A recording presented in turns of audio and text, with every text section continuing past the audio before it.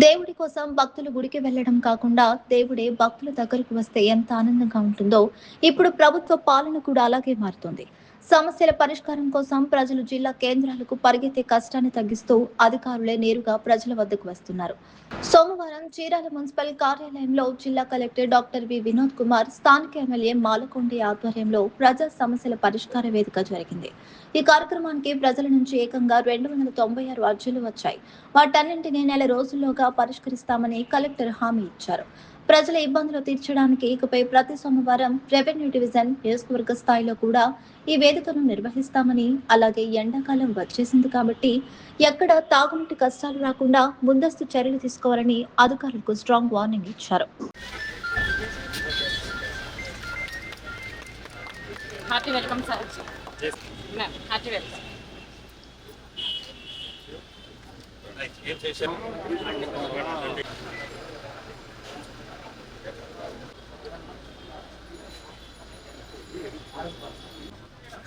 మీరు ముందు ఉండాలి.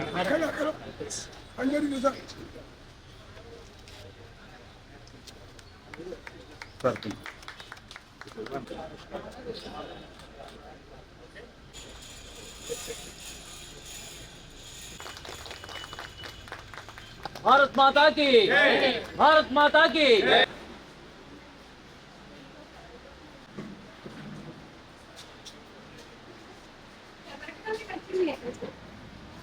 చీరాల మున్సిపల్ కార్యాలయంలో జిల్లా స్థాయి ప్రజా సమస్యల ఫిర్యాదు ఇచ్చే వేదికని ఇక్కడ చేయటం జరిగింది.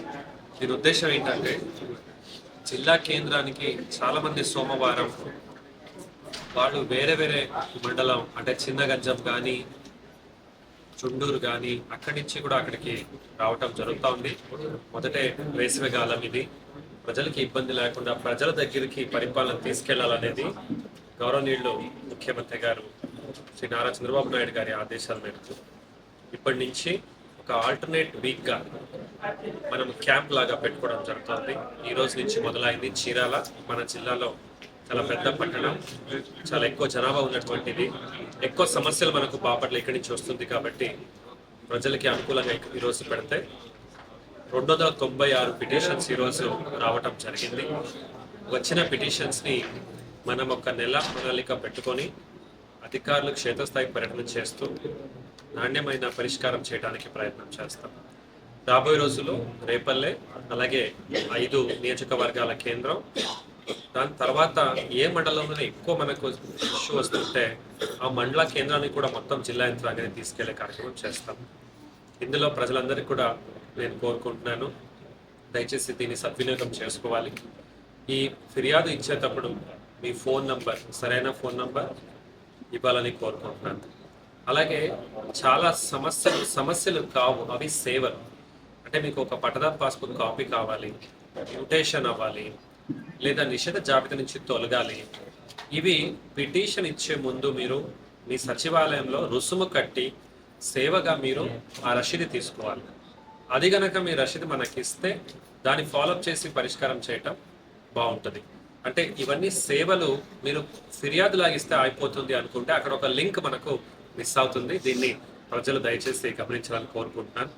ఈరోజు ఈ వేదికలో నాతో పాటు జిల్లా జాయింట్ కలెక్టర్ భావన గారు, స్థానిక శాసనసభ్యులు కొండయ్య గారు, డిఆర్ఓ గారు, జిల్లాధికారులు అందరూ కూడా రావటం జరిగింది. అలాగే జిల్లాలో ఇప్పుడు వేసవికాలం, ఎక్కడ కూడా మంచినీళ్ళ సమస్య రాకూడదు.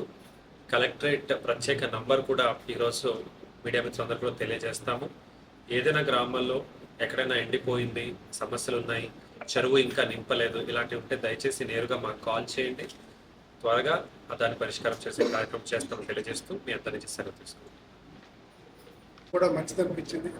ఎందుకంటే నేను సమస్యలు ప్రతి ఫ్రైడే రోజున మనము పార్టీ ఆఫీస్లో ఈ అగ్రిమెంట్స్ అలాగా మనం కూడా పెట్టుకొని ప్రతి కంప్లైంట్ తీసుకొని అధికారులు, దానికి సంబంధించిన అధికారులకు పంపిస్తున్నాం. మరి అది కాకుండా ఈరోజు ఇక్కడికే వచ్చి కలెక్టర్ గారు ఇవన్నీ చేయటం అనేది ఇక్కడున్న చీరాల ప్రజలకి ఇది మంచి అనేది నా అభిప్రాయం. ఇంకా చాలా విషయాలు అభివృద్ధి వైపు కూడా తక్కువగా అడుగుతున్నారు. ఎక్కువ కాలువలు, డ్రైనేజీలు, చీరాల్లో ఉన్న సమస్యలు మీ అందరూ తెలుసు కాబట్టి వాటన్నింటిని కూడా కలెక్టర్ గారి దృష్టికి తీసుకురావడం జరిగింది.